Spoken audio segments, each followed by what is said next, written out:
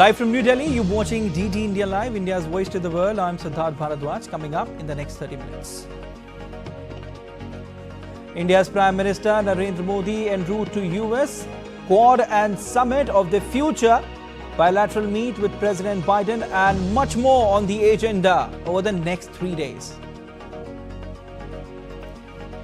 Sri Lankans voting in a tightly contested presidential election on Saturday, crucial for the island nation's economic recovery. United Nations Security Council meet over the pager blasts in Lebanon, warns that the violence could escalate into devastating conflagration. Kicking off the spirit to election day, first in-person voting begins for the US presidential contest in some states. Also, Kamala Harris slams Trump for hypocrisy on abortion rights.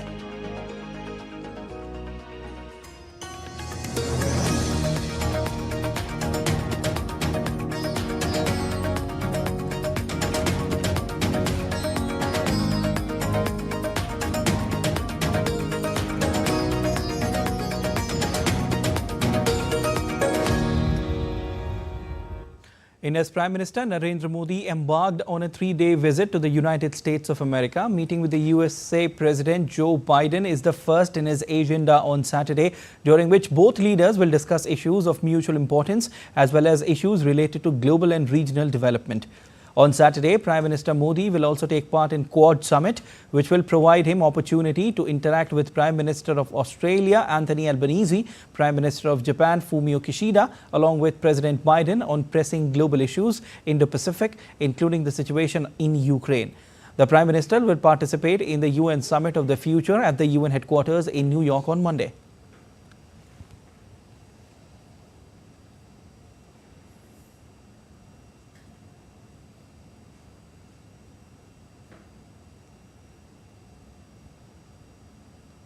In his departure statement, Prime Minister Modi said the Quad Summit has emerged as a key group of the like-minded countries to work for peace, progress and prosperity in the Indo-Pacific region.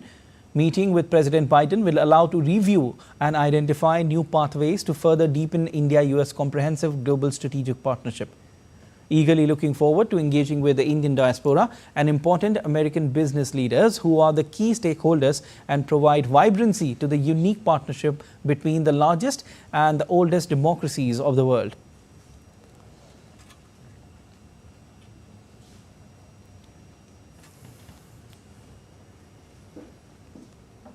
Our correspondent Amritpal Singh is in Wilmington of Delaware State in USA, the hometown of US President Joe Biden. This is the first stop of Prime Minister Narendra Modi during his present visit.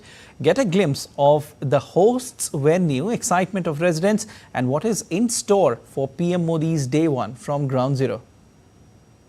When Prime Minister Narendra Modi arrives here in the United States on a 3-day visit, his first stop would be Wilmington in Delaware State. He will hold a bilateral meeting with US President Joe Biden, followed by bilateral meetings with his Japanese and Australian counterparts Fumio Kishida and Anthony Albanese. Prime Minister later will participate in the Quad Leaders Summit here.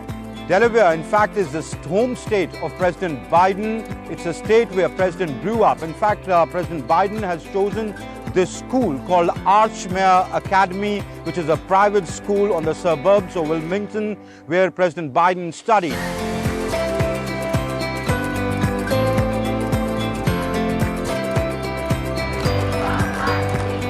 This is really awesome because this is where President Biden studied and now such a big thing is happening here. So I'm really excited for what's going to happen. It's a big honor. It's like really a big deal to be at the same school that the President of the United States of America went to. It gives me a lot of pride and honor that my school is chosen.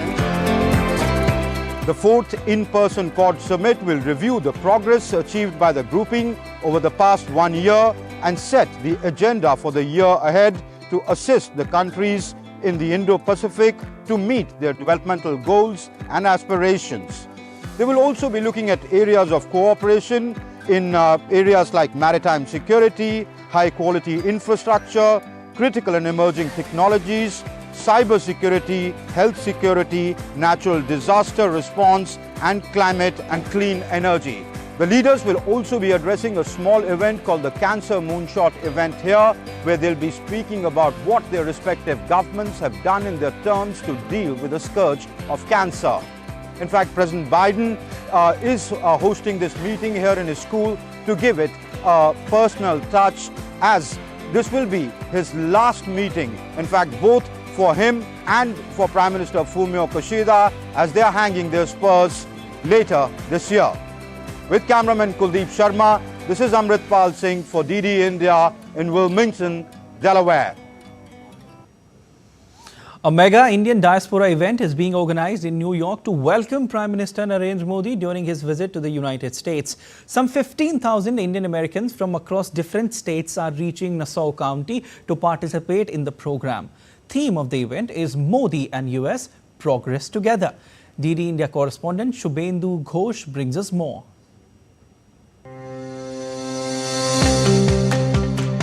Prime Minister Narendra Modi is visiting United States. Besides the strategic and diplomatic engagements at the Quad Summit and at United Nations, there is great anticipation around Prime Minister's connection with the Indian diaspora. In fact, I'm standing right now in front of this mega stadium, which is the Nassau Coliseum. This is going to be the venue for this very special diaspora program that Prime Minister would be engaging in. I have with me two members from the organizing committee of this mega program, Jagdish and Suhag. Jagdish, from you, I'd like to learn, what are the arrangements made? How are you planning to make this event a memorable one? Well, it's going to be a memorable event. Just imagine the Prime Minister Narendra Modi is going to address New York after 10 years. After Madison Square Garden, this is the first time we have been after Narendra Modi ji to come and address us, but because of his busy schedule, he couldn't do. Thank God, finally he has agreed. And just imagine, day after tomorrow, 15,000 strong New Yorkers plus people coming from 40 states of America, 500 organizations, 500 cultural program artists coming together for this mega event at this mega stadium to welcome Prime Minister Narendra Modi in Nassau County. And this is the first time ever any Prime Minister has come to Nassau County. So I was talking to the Nassau County executive, that is Mayor of Nassau County. He said, Jagdish, I'm so excited. 2 months back, I hosted a cricket team, and now I'm hosting your Prime Minister, who is not only a popular leader of Bharat, but he's a global leader. Right. Suhag, from you, I'd like to learn about the name of this mega program. I understand it is called Modi and US, but one can also read it as Modi and Us. Interesting play of words. How do you see it? I think it's really up to whoever is saying it. You can say India and US and India and us, but it really means the same thing. It's about our connection with India. And it's about the Indian American diaspora being ambassadors of a cultural ethos of unity and diversity. And it's such a nice blending of cultures, because to be Indian is to be pluralistic, to be American is to be pluralistic. And that's why the US-India friendship is a natural one. And that's why Indian Americans are also a natural fit to their adopted country, the United States. Right. I understand that almost a mini India is going to be created here in terms of the cultural performances, special presentations that are going to be here when the Prime Minister arrives at the stadium. Jagdish, take us through the special programs that you've lined up for Prime Minister when he's here. Well, like I told you, 500 artists are going to perform here, and you will see a mini Bharat here. In Nassau County, in America, you will see a mini Bharat from, participating, performing Indian arts to Bollywood, patriotic song, you can say on and on. I think Suhag can take a little more about the cultural program, what we have lined up. Absolutely. Well, what's really wonderful about this program is that not only did it garner a tremendous response, so many internationally and nationally known artists who came forward to volunteer for the program. We have classical, folk, funky, you name it. We have every genre possible. We have north, south, east, west, and everything in between in terms of India. All of those cultures represented. So the theme of unity and diversity, it is through and through. We see it from the people that are coming, the audience, the participants, to the programming, to the volunteers. We are unity in diversity. All right. On that note, finally, the kind of role that Indian America diaspora is playing in bringing the two great democracies and societies closer. How do you reflect on that thought through this event as well? Well, I'll tell you, America being the oldest democracy and India being the largest democracy, we are natural partners. And I believe Indian American diaspora plays very important role in this. I call it people-to-people relation. The role Indian American have played for bilateral relation is amazing. Today you see we have congressman, governor of the state, and today if you see even Kamala Harris, who is half Indian, is contesting as the president of the United States. That shows how important Indian diaspora is in USA. We are very politically savvy, and hopefully in next few years you'll see Indian American as the president of the United States. All right, on that hopeful note, thank you very much for speaking with DD India. So the stage is all set for the mega diaspora event when Prime Minister Narendra Modi reaches United States here in New York at Long Island. Nassau Coliseum is all ready to welcome Prime Minister Narendra Modi and the Indian diaspora. With camera person Sumit Shubhendu Ghosh for DD India in New York. The Summit of the Future will be held on 22 to 23 of September in the UN General Assembly in New York. Prime Minister Narendra Modi will address the summit on 23rd of September. The event aims to discuss multilateral solutions for global challenges and will produce an agreed document on the Pact for the Future. DD India's Amritpal Singh reports from the UN headquarters in New York. United Nations, the apex global body which has often been criticized for failing humanity to address its current problems. The UN is now staging a summit of the future, which has an ambitious agenda to find solutions to the emerging problems, the solutions to problems which may affect humanity in the near future, to evolve a global consensus, a pact for future which solves humanity's problems.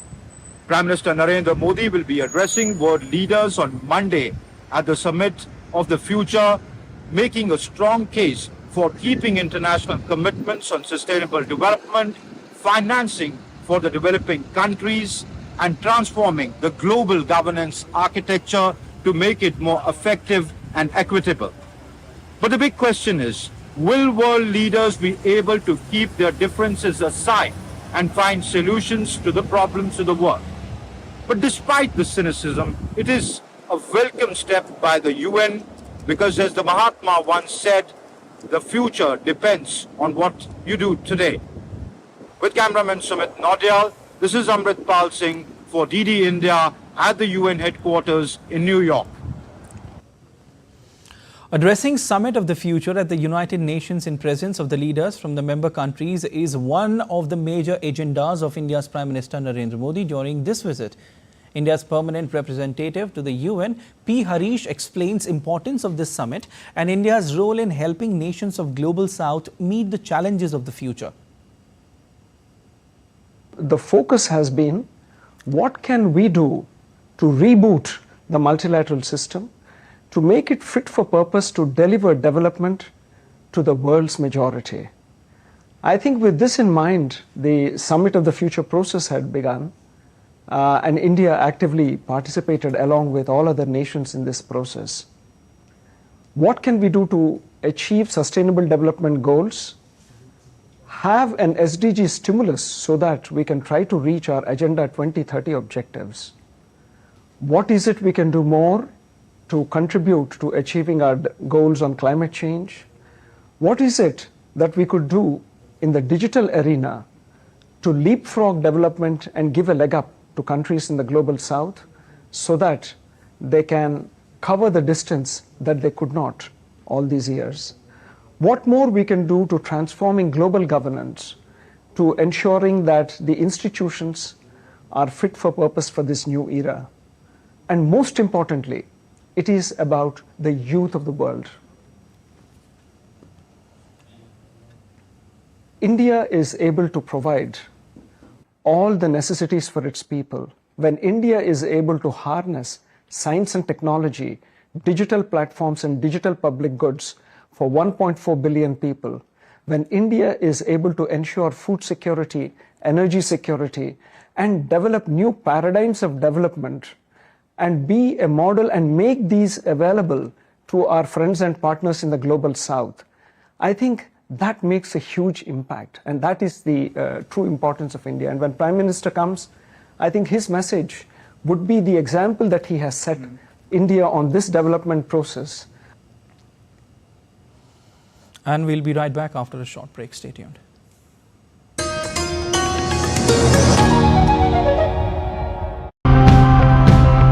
We need to look at waste as a resource. There are many possibilities and opportunities here, starting from the water that we use to brush our teeth in the morning and the shirt on your back. We are always proposing a hybrid sort of operation where you're blending in technology where it's useful. This recycling unit helps us to save 30 to 60% of the drinking water, and we were able to prove that it saved not only water, but energy too. Till now, which was considered as a waste, we are now adding value to it, which is increasing the farmer's income.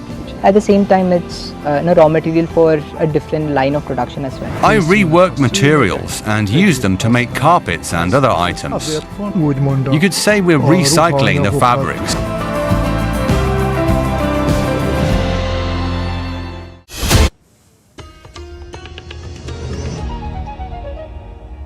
Welcome back. You're watching DD India Live. I'm Siddharth Bharadwaj. And the third edition of World Food India 2024 was inaugurated at Bharat Mandapam, highlighting advancements in the global food industry. The National Institute of Food Technology, Entrepreneurship and Management played a key role by signing multiple memorandums of understanding with major companies.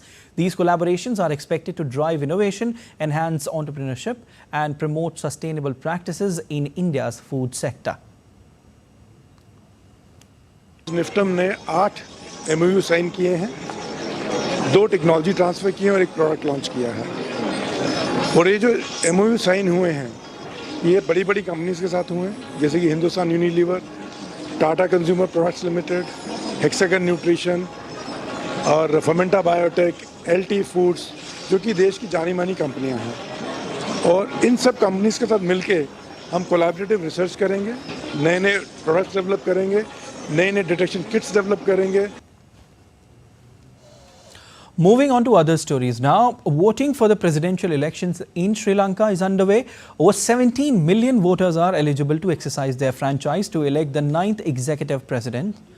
The country is holding its first election after the 2022 economic downturn. Once voting concludes, ballot boxes will be transferred to counting centres where vote tallying will begin later this evening. Special security measures have been implemented with over 60,000 police personnel, the special task force and the military deployed throughout the island. 38 candidates are running for the top post. After casting the vote, incumbent President Ranil Wickremesinghe said that people has voted to decide economic future. For people to exercise their franchise to determine their future. It is essential that we protect democracy and we don't allow the democratic system to fall apart. I am happy that I have been able to make a major contribution to that. While opposition leader Sajith Premadasa said democracy will be victorious. All I can say is democracy will be victorious, and for everyone to be very calm and collected and promote and champion democracy. United Nations Security Council met on Friday over the pager blasts in Lebanon targeting Hezbollah. The United Nations denounced the detonation of handheld communication devices used by Hezbollah operatives in Lebanon this week, saying that the attack violated international law and could constitute a war crime. UN's High Commissioner for Human Rights Volker Turk has asked for investigation in the circumstances of these explosions. International humanitarian law prohibits the use of booby-trap devices in the form of apparently harmless portable objects which are specifically designed and constructed to contain explosive material. It is a war crime to commit violence intended to spread terror among civilians. I call again for an independent, thorough, and transparent investigation into the circumstances of these explosions. those who ordered and carried out these attacks must be held to account. US President Joe Biden on Friday expressed hope for a Gaza ceasefire, insisting that reaching a deal remains realistic. Addressing reporters, Biden emphasized the need for perseverance, stating, "We have to keep at it." US President also highlighted the importance of restoring peace along Israel's northern and Lebanon's southern borders. We're continuing to try to do what we've tried from the beginning to make sure that both the people in northern Israel as well as southern Lebanon are able to go back to their homes and go back safely. And the Secretary of State, Secretary of Defense, our whole team is working in the intelligence community to try to get that done. We're going to keep at it till we get it done, but we've got a way to go. On Friday, Russia's Ministry of Defense revealed they conducted 27 high-precision strikes between September 14 and 28, targeting Ukrainian military facilities, drone sites and foreign weapon depots. Russian forces also hit ammunition warehouses, military trains and temporary bases for Ukrainian troops and foreign mercenaries. Meanwhile, Ukraine's military countered with reports of 123 battles on Friday, focusing heavily on repelling Russian advances. The fiercest fighting occurred near Kurakhove, where a third of the clashes took place. In Pokrovsk, Ukraine claimed to have repelled 16 of 21 Russian attacks. Both sides continue to exchange blows, with the conflict showing no signs of abating. Americans began casting their first in-person votes on Friday in a presidential election less than 7 weeks away. These Democratic supporters in the Midwestern state of Minnesota were out early to make sure their voice was counted in tight presidential race. Voters in Minnesota, South Dakota and Virginia can now go to the polls in person, while Minnesota and South Dakota voters can also mail in their ballots. Minnesota is the home state of Democratic vice presidential candidate Tim Walz. U.S. Democratic candidate Kamala Harris on Friday said that she's trying to get a second opportunity to debate her Republican challenger Donald Trump in this year's presidential race. And in our debate last week, well,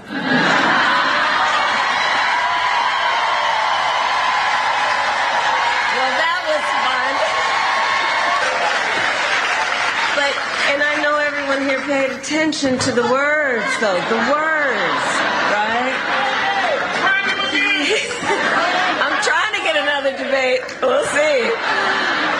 But in our debate last week, remember when he said, everyone wanted Roe v. Wade to be overturned. Well, exactly. I don't know who everyone is either. Because women have been arrested and charged for miscarriages. They didn't want that. Harris also defended abortion rights and said 1 in 3 women in America lives in a state with a Trump abortion ban.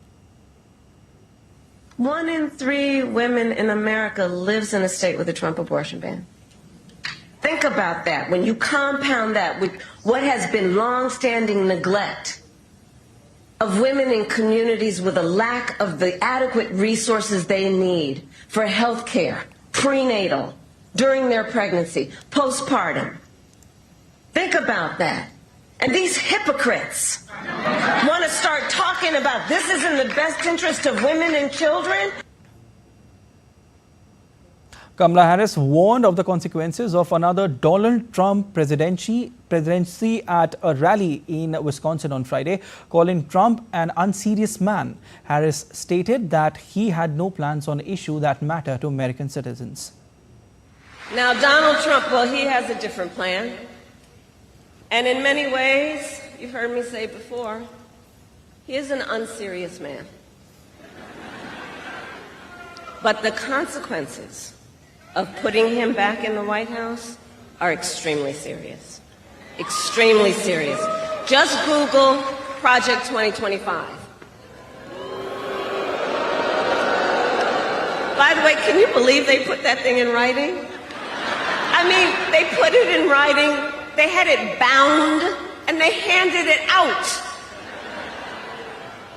And if you get your hands on it or just Google it, let me tell you, it's a detailed and dangerous blueprint for what he will do if he were elected president again.